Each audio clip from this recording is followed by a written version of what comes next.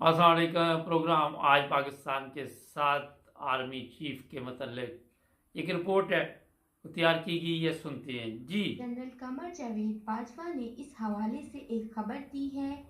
अंसार अब्बासी साहब ने कहा है कि आर्मी चीफ कमर जावेद बाजवा ने तमाम कमांडर्स और अफसरान को सियासत से दूर रहने और उनको हम्म। सियासत पर बातचीत करने से गुरेज करने की हिदायत जारी कर दी। हम्म।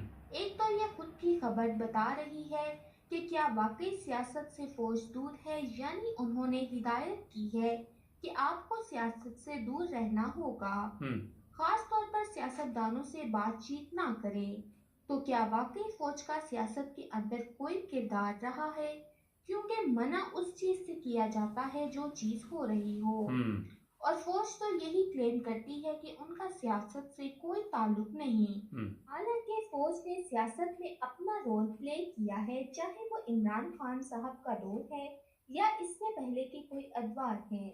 लेकिन हर दौर में ये भी कहा है कि हम सियासत में कोई रोल प्ले नहीं कर रहे, हम्म। हम खुद को सियासत से दूर कर रहे हैं।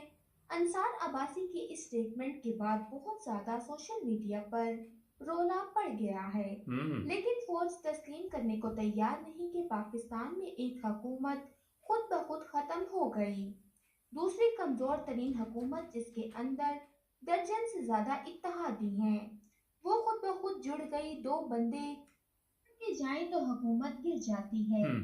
तो ये लोग मानने को तैयार नहीं, लोग इसको किसी सूरत तस्लीम नहीं कर रहे।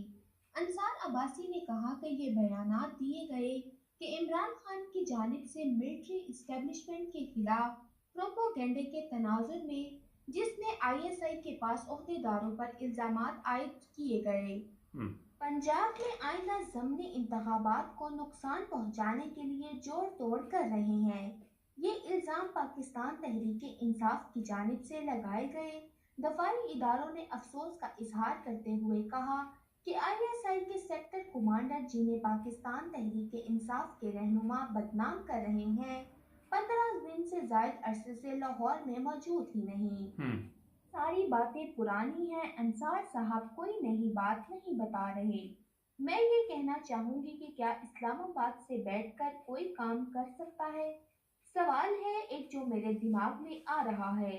अगर काम करवाना हो तो कहीं से भी बैठकर कर सकते हैं, जहां दिल करता है बैठ के कर सकते हैं। अगर आपने काम करना हो तो आपको फिजिकली जाकर एक एक बंदे को पकड़ कर कंपेन नहीं करना पड़ेगी। हम्म। ना तो इमरान खान के दौर में ऐसा हुआ, ना नवाज शरीफ के दौर में ऐसा हुआ। इदारे के लोग खुद जाकर कंपेन करें। ये टेक्नोलॉजी का दौर है, कोई भी कहीं से भी अपने असलो रसूख को जाहिर कर सकता है। तो पता नहीं अंसार अब्बासी ने किसकी खुशी के लिए इतनी बोंगी तरीन खबर दे दी, हम्म। और इस खबर का ना तो कोई सर है और ना ही कोई पाँव। तो समझ नहीं आ रहा कि इस पर आईएसपीआर खुद स्टेटमेंट दे, क्योंकि खुद ये कह चुके हैं कि वो अपने आप को गैर सियासी रखना चाहते हैं। हम्म। लेकिन इस पर पहले पीपल्स पार्टी और दूसरी पार्टीज ने यकीन नहीं किया था। अब ना तो अवाम को यकीन है और ना ही पाकिस्तान तहरीक इंसाफ को। कोई ना कोई साइड हमेशा ये कहती है कि फौज दीवार के साथ लगा रही है, हम्म। तो इस किस्म के एलिगेशंस लगते रहते हैं। एक और चीज बहुत इंटरेस्टिंग है कि ओन चौधरी के भाई के जलसे में मरियम नवाज ने शिरकत की।